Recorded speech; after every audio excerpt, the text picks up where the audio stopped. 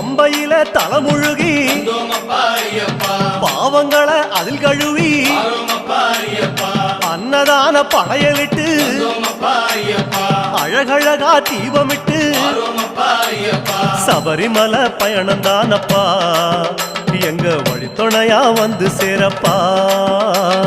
சபரிமலை பயணந்தானப்பா சாமி வழித்துணையா வந்து சேரப்பா